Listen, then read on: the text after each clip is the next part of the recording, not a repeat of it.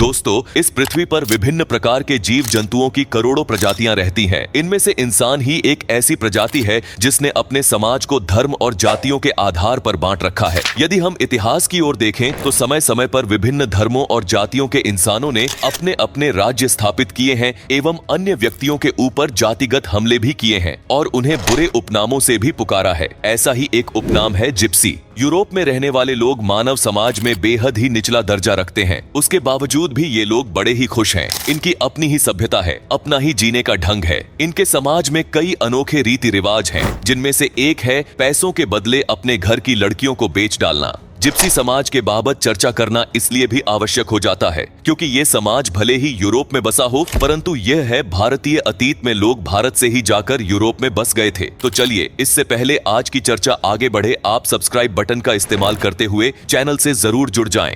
दोस्तों, जिप्सी लोग यूरोप के कई देशों में फैले हुए हैं। करीब 20 लाख जिप्सी टर्की में रहते हैं। वहीं स्पेन में इनकी संख्या 10 लाख के आसपास है, तो स्वीडन में 65,000 जिप्सी निवास कर रहे हैं। यूरोप के साथ साथ ये लोग रूस, सूडान और साउथ अफ्रीका जैसे देशों में भी थोड़ी बहुत संख्या में पाए जाते हैं। इन लोगों को जिप्सी इसलिए कहा जाता है क्योंकि यूरोप में शब्द का प्रयोग निम्न जाति के घुमक्कड़ लोगों के लिए किया जाता था। हालांकि ये लोग खुद को जिप्सी कहलवाना पसंद नहीं करते, बल्कि शब्द को एक तरह की गाली माना जाता है। जिप्सी के बजाय ये लोग खुद को रोमानी कहलवाना पसंद करते हैं, इसलिए इन लोगों के सम्मान की खातिर इन्हें रोमानी नाम से ही संबोधित करना उचित होगा। इन रोमानी लोगों का संबंध बाहर से है। इसका प्रमाण इन लोगों की जेनेटिक जांच से मिल जाता है। जेनेटिक जांचों से जानकारी हुई है कि रोमानी लोगों ने आज से 1500 वर्षों पहले वर्तमान भारत के पंजाब, हरियाणा, दिल्ली, राजस्थान के साथ साथ वर्तमान पाकिस्तान और अफगानिस्तान के कुछ प्रांतों से भी यूरोप जाना शुरू किया था। और इतना लंबा समय यूरोप में गुजारने के बाद ये लोग आज अलग अलग भाषाएं बोलना सीख चुके हैं। इन अलग अलग धर्मों का पालन करते हैं। यूरोप में रोमानी लोग सबसे बड़ा अल्पसंख्यक वर्ग है। इनकी कुल आबादी पूरे यूरोप में लगभग 1 करोड़ के आसपास ही है। ये स्पष्ट नहीं है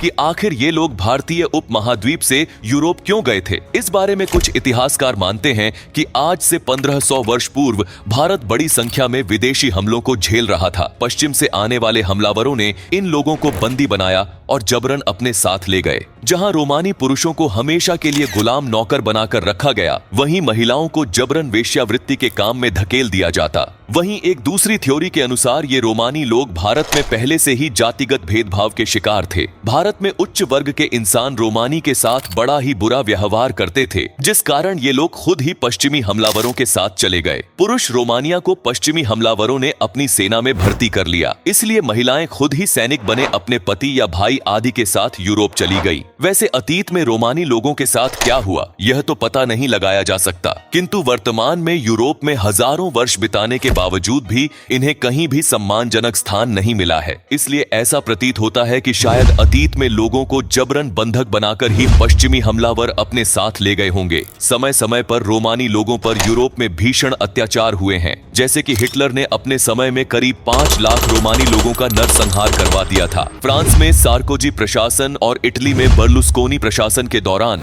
बेचारे रोमानिया को चुन चुनकर निशाना बनाया गया। इटली ने तो इन्हें अपने देश के निवासी तक मानने से इनकार कर दिया था, लेकिन इतने अत्याचारों के बावजूद भी रोमानी लोगों ने अपनी संस्कृति से जुड़ाव नहीं छोड़ा।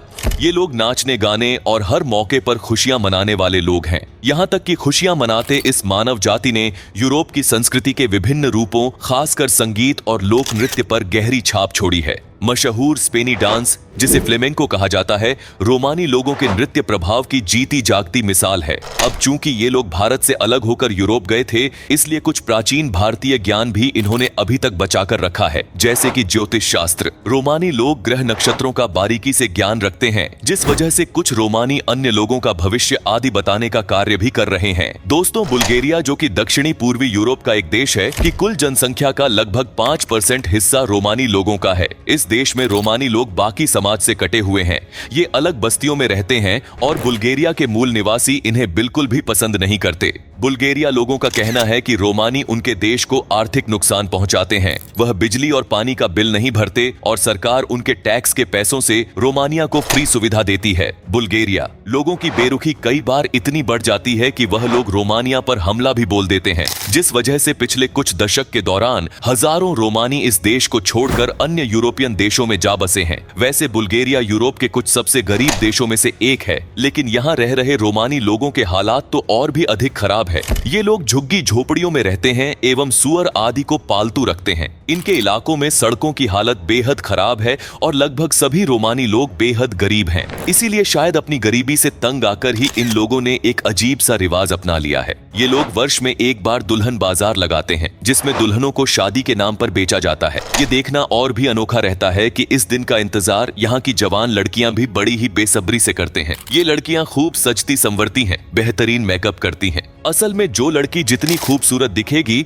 उसे उतनी ही अधिक कीमत मिलेगी। इसलिए रोमानी लोग गरीब होने के बावजूद इस दिन के लिए धन इकट्ठा करते हैं। ये लोग अपनी लड़कियों को सुंदर दिखाने के लिए महंगे कपड़े और ज्वेलरी इत्यादि खरीदते हैं, जिस कारण अपनी पूरी जिंदगी फटेहाल जीवन जी रही बेचारी लड़कियों को उनकी बिक्री का ये दिन बड़ा ही खास और लुभावना लगता है। उन्हें खुद के बारे में कुछ विशेष होने का एहसास होने लगता है। दूसरी बात यह भी है कि जो दूल्हे पैसे देकर दुल्हन खरीदते हैं वो आमतौर पर अमीर घरानों से होते हैं। इसलिए अपने पूरे जीवन में गरीबी की मार झेलती आई लड़कियों को ऐसा भी लगता है कि अब उनका जीवन सुधर जाएगा, उन्हें झुग्गियों से निकलकर आरामदायक घर रहने को मिलेगा। इन दुल्हन बाजारों में आमतौर पर लड़की की कीमत उसकी उम्र और खूबसूरती के आधार पर तय होती है। जितनी कम उम्र उतनी ही अधिक कीमत। आमतौर पर एक लड़की को 10 से 20 हजार अमेरिकी डॉलर यानी करीब 8 से 16 लाख भारतीय रुपयों के बराबर रकम में बेचा जाता है। इस रकम का भुगतान सीधे तौर पर लड़की के परिजनों को कर दिया जाता है। हालांकि ऐसा नहीं है कि पैसों के बदले होते इस विवाह में लड़की की मर्जी नहीं पूछी जाती। यदि दुल्हन को अपना खरीदार दूल्हा पसंद नहीं आता